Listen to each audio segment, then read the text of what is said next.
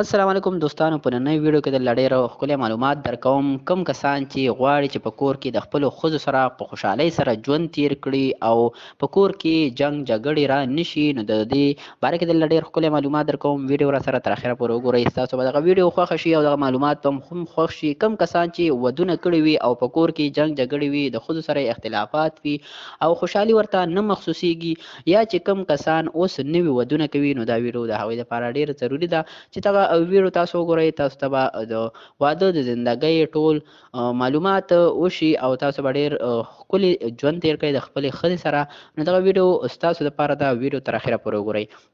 کتونکو، کوم کس چې واده وکړي، نو د هغوی ښځې او خاوند په منځ کې ډېر مشکلات، ډېر جنګ جګړې هم کېږي، خو په کار سړي له دا دي چې هغه د خپلې ښځې سره په نرمۍ سره وخت تېر کړي، ځکه چې ښځې ستا دپاره خپل ټول خاندان پرېښی وي او ستا دپاره دلته کور ته راغلي وي، نو په کار ده سړي له چې خپلې ښځې له مینه ورکړي، محبت ورکړي او په هفته کې ورله یو پیره چکر ورکړي، پارک ته یې بوځي چې دا خیال یې بدل شي.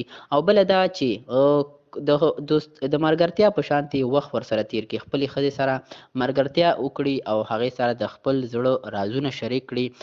کوم چې د هغې خپل خاوند پې بروسه ساتي، هغه خبرې ورسره شریکې کړي. کتونکو، په دغه وړو کارونو سره ښځه ډېره زیاته خوشحالیږي چې ښځه د خاوند نه همدغه توقع کوي چې د ما خاوند دې ما سره مینه وکړي، ما سره دې کښېني او ما سره د خوراک یو ځای وکړي، ما سره د چکر ووهي.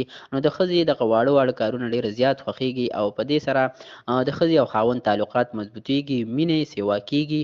نو دغه یو څو واړه کارونه چې کوم سړي په خپل زندګۍ کې راولي، خپلې ښځې له چکر ورکول، خپلې ښځې سره خوراک کول، خپلې ښځې باندې بروسه ساتل، هغې سره ناسته کول، وخت ورسره تېرول، دغه واړه کارونه چې کوم ښځې سره وشي، نو ډېره زیاته خوشحالیږي او د خاوند باندې ځان قربانوي.